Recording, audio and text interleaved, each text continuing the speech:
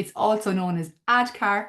Now, there are loads of different models for change, but I like this one because it's easy, it makes practical sense. You can apply it to work, you can apply it to your personal life, you can apply it just to you or to big companies. So it's an all-rounder.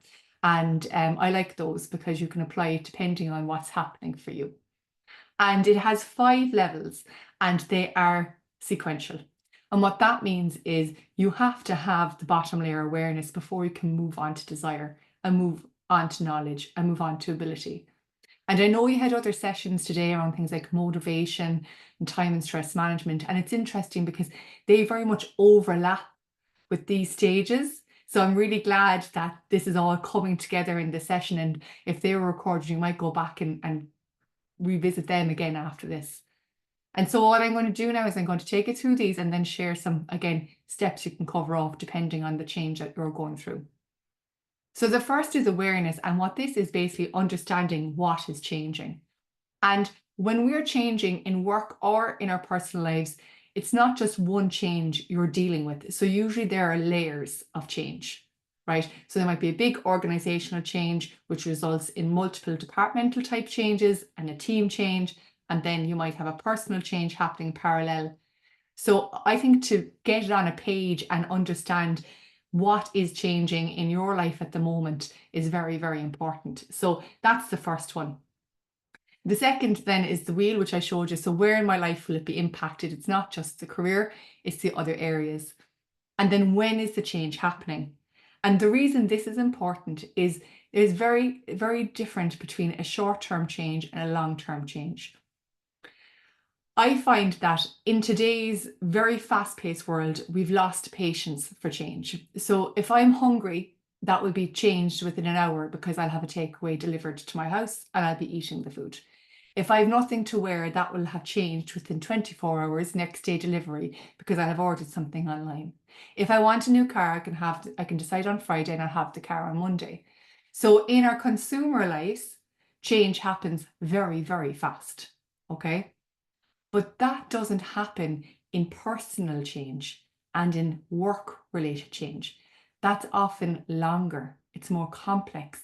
It takes more time.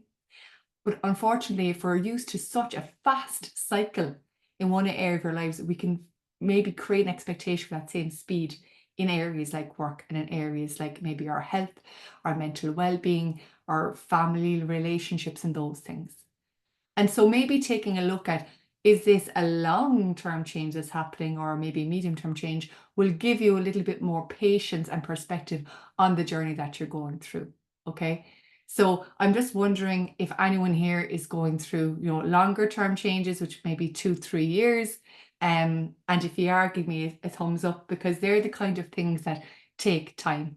I'm going through one at the moment, my kids. So like I had a baby, the baby turned into a toddler's going into primary school. So even that is an ongoing change where I need patience, right? And business, if your business is going through massive transformation, that's not going to be done in a quarter, although we'd all love it, but that's not happening. And then the next one is who is leading or triggering the change. And this is really to take for any change in your life, the change can be initiated by you or can be initiated by others. And actually, I'm going to go back to, was it who said that to me now about Jane? Sorry, I'm going to go back to Jane, right? So Jane mentioned that COVID changed a lot. Now, that was something that was triggered externally to Jane, but yet there ended up being some positive changes in the end. So just because it's externally triggered doesn't mean it's good or bad.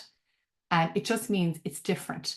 And I'd always think about it like if you lose, we'll say we lose an umbrella, right? So if you lose an umbrella, you will feel that's your responsibility. I lost the umbrella, right? Whereas if somebody takes your umbrella and loses it, something was taken from you. And if you remember, I was saying that change is both loss and gain. That loss is different if you feel that it was taken rather than if you did it. And it's such a small nuance that often we forget it. But how we experience that cycle I was talking about does get impacted by it. You might feel some things more strongly if it's triggered externally as if it was your choice. But at the end of the day, it doesn't really matter where it came from, because the change could have a fabulous impact on your life. It's still something to consider and still something for you to be okay with talking about, right? With your team or with your family or with your friends. And then finally, you want to know, why is the change necessary? So what's causing it? And so if you have any changes happening in your life at the moment, I recommend that you pause and just take stock of this, because if you don't have that full awareness, everything else on top will falter. And so, for example, if you're trying to get more knowledge, so more information, upskill, train on new processes, if you're trying to do all that stuff, but you're still not sure why the change is necessary or how long it's going to take, then that knowledge might not be relevant. That might not be what you should be doing. So you really need to go through this block by block and really check them off. Moving on from that, then, once you know what you're doing, the next one is desire. And desire is different to motivation, right? Desire is, what's in it for me? Right? What's in it for me? And the thing is, nobody here is motivated every single day. I'm certainly not motivated every single day. I'd love to hear the comments from the person who is, because it's extremely rare, right? And what we do have is that underlying desire. And if you understand why the change is needed and how you will benefit, that is what will keep you moving forward. And I always say, when it comes to change, especially when it's externally driven, is even if you don't know if it's going to be good or bad, don't accept it or reject it, but just take it, explore it, turn it over in your mind, and consider whether, if in time, it will enhance your life. Because sometimes we don't have all the answers straight away, and we have to maybe stay curious. And if you identify your underlying desire, that will keep you going even when you don't want to. And again, I'm going to continue giving you guys personal examples because it's the best way to demonstrate it. I left corporate and I started my own business, which is a tough gig. And the desire behind that was so that I could run my business, I could be successful at work financially, yes, but also so that I could spend time with my children and my aging parents. So there are days when honestly, I don't want to make another sales call. I don't want to make another video for LinkedIn. Do you know, I don't want to write a blog. That motivation is gone. But the desire to work in a way that supports my priorities, that's what keeps me showing up. And so for you, if you want to move through a change, you have to tap into your desire. What's in it for you? The whole you, not just the work you. And I have in brackets here, what is the risk? Because with every change, there's a risk. And sometimes you have high risk changes, and sometimes they're low risk changes. And people often say that there's more opportunity with the high risk changes, but I'd question that. I do think it depends on the context and on the circumstances. But there are different levels of risk. And when you go back to that wheel of life, you can identify when looking at change, where is the risk? Is it a financial risk? Is it a risk towards your well-being? Is it a risk towards your relationships? What is the risk in this move or in this development?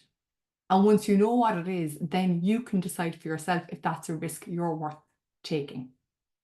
And it will be different for everybody, because through different stages in your life, depending on your personal circumstances, on your own goals, you're going to have a different risk tolerance for different areas. But identifying what it is and then you deciding yourself if you can move forward with that is really important. And that's why I put that wheel up earlier. I just think it's something to keep going back to. And there's a risk as well, you know, that it will all go wrong. And for anyone thinking, but, you know, what if it's not for me? What if it goes wrong? Stick with me, because I'm going to cover that at the end.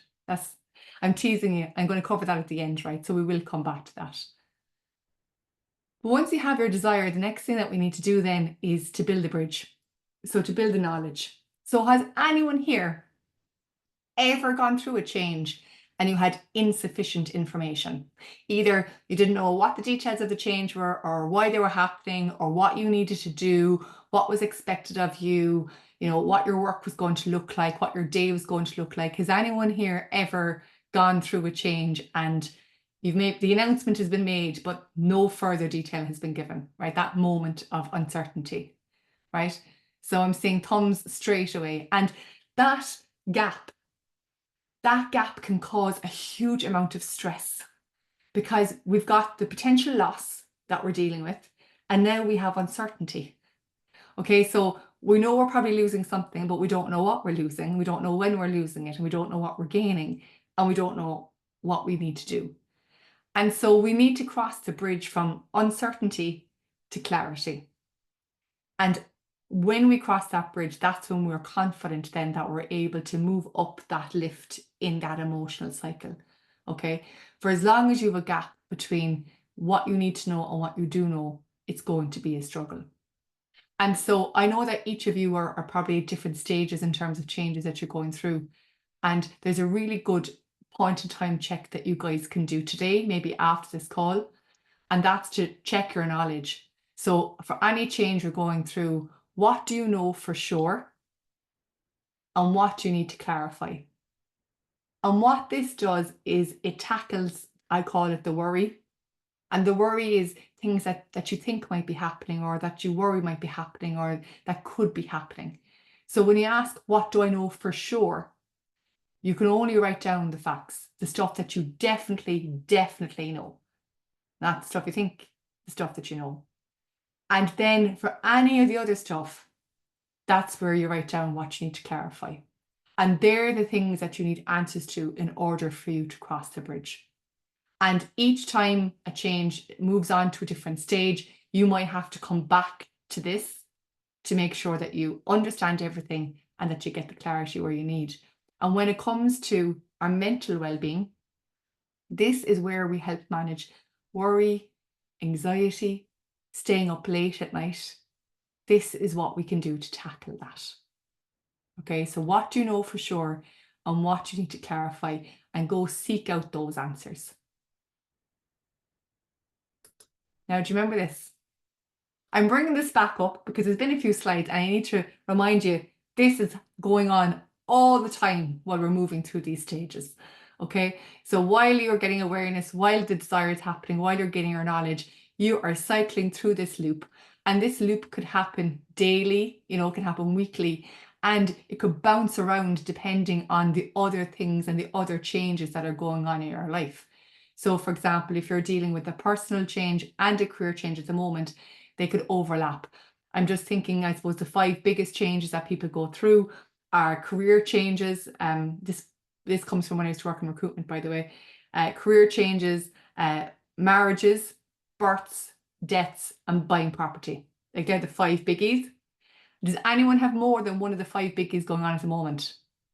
Just give me a thumbs up or a count if you have any of the 5 biggies. So births, deaths, buying property, role change. Yeah, we've got a few.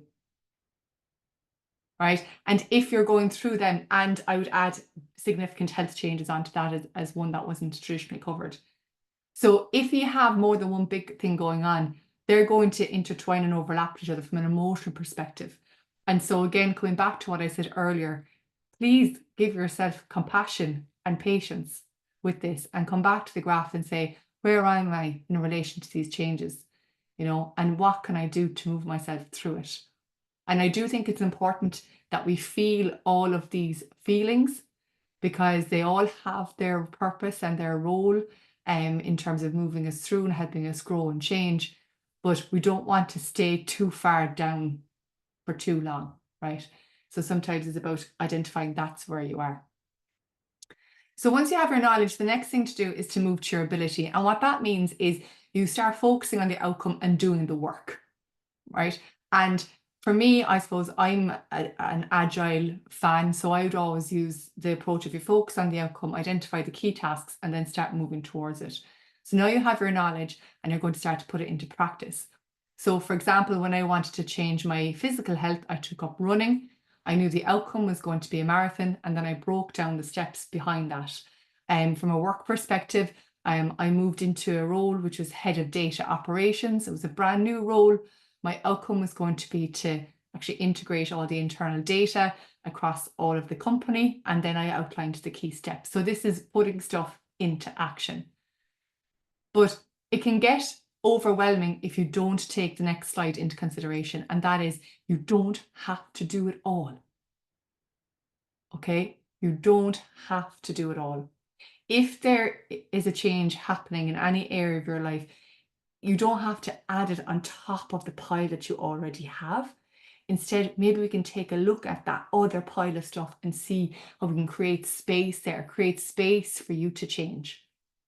And this is something that you can do, especially this time of the year, because we're coming to busy season anyway, from a social perspective, from a work perspective. Even if there wasn't any change going on, the change to the autumn winter season is change enough. So here are the things that you can do. The first thing you can do is you can delete, right?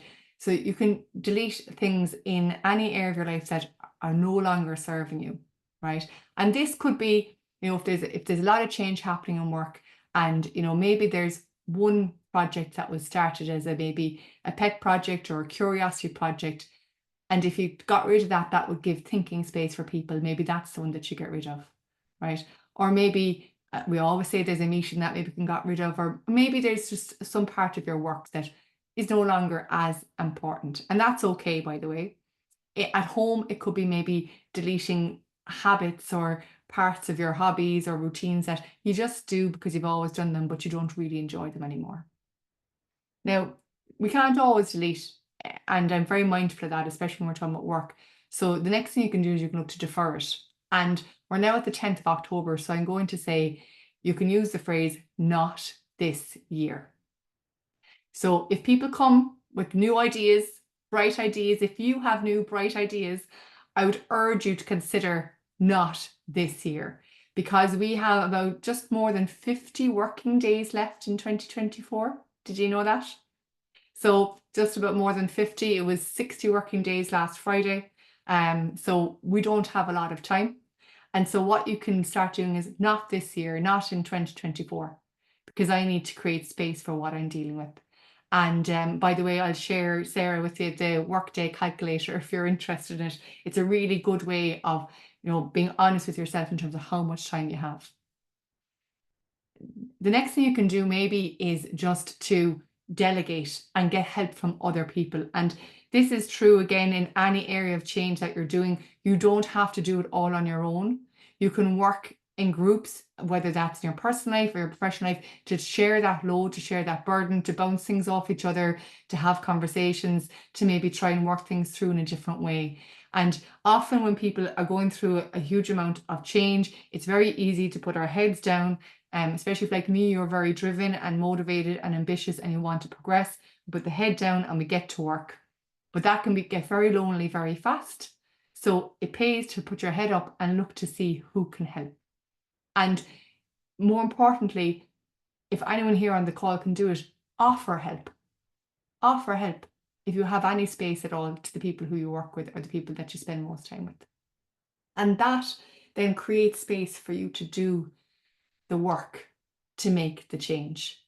And the only way you can get confident that the change is moving forward and that you can do it and it's going the right direction is if you do the work. Even if that work is tedious, challenging, boring, or seemingly impossible at times, it's the doing of the work that moves us forward through all those mental states. And if and when you get to the end of that, I'm saying if because it probably might not be this year, it could be next year, we get to reinforcement. And reinforcement is knowing that that change was a good change for you. So again, maybe from a work perspective, it is, getting a positive feedback 6 months later. Maybe it's you finding yourself really enjoying an element of your job that you never thought you would enjoy. Maybe it's you delivering a presentation and going, "Oh my God, I never thought that would be something I was doing." Like for me, even being here and being able to share this with you is something that 10 years ago, I never would have imagined I was doing. And the fact that you're here and you're chatting to me on the chat reinforces the fact that I made the right change. Now, we have to kind of consider something at this point. What if it goes wrong? So is anyone worried about change not working out for them? Because that could happen. And I didn't want this to be a happy endings presentation because this is important to consider. It could go wrong. Not everything will work out. But Jane is on my story because she just said, what's meant for you won't pass you by. And it's so true. And I'm going to now tell you the story of that acquisition, right? Just to iterate that what Jane just said. I was working in a company, a technical company, a software company. They got massive investment and they were acquired. And I went on maternity leave just around that same time. I had created a new role, the head of data operations. Anyone here a data person? Give me a thumbs up. It was my dream job. I created it myself based on a chief data officer role. I was very, very excited. So I came back from maternity leave to find that my new boss had left because of the structural changes, and my old boss had left because of the structural changes, which meant I had no champion. And I was now reporting into somebody else, and that wasn't a good fit.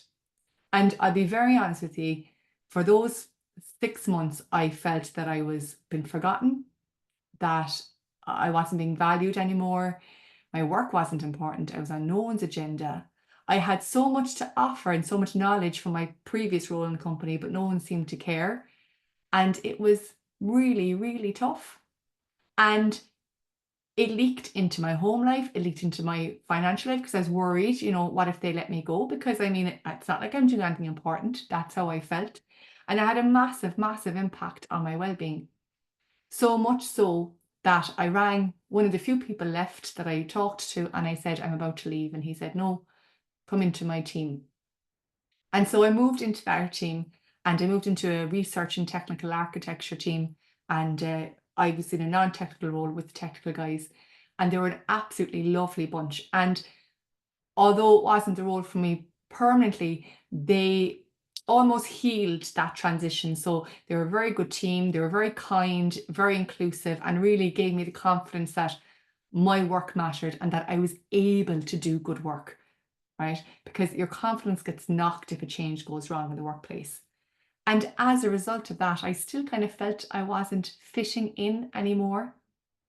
And so I left and I started this business. So going back, if when I came back from maternity leave and if that whole mess hadn't happened, if it didn't all go wrong, if I didn't get frustrated and angry and upset I was working late when I had small children and no one cared, if I didn't have all that frustration, if I didn't have all that worry, if I didn't have all that upset, I wouldn't be here with you.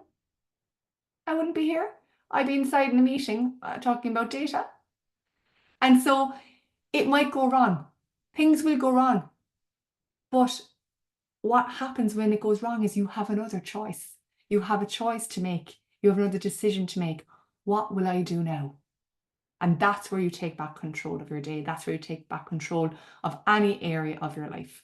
And I hope that that story illustrates that we don't know what's going to happen, but it's your response and how you take from it that's what's going to move you forward.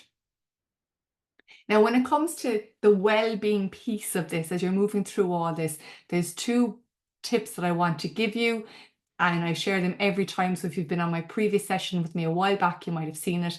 It's always worth reiterating. And then I'm going to take questions because we're coming up to question time then after that. So get thinking if you want to ask me anything.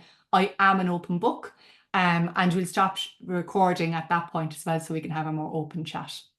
So the two recommendations I have to keep you moving forward through all of this is to first of all start your day. If I do nothing else today, I will. So on those days where you feel the change is a lot and you're not sure, you're not very aware of why it's needed, the desire is shaky at best, you're not sure if it's going to work out, choose one thing that you're going to do to move yourself forward. Just one.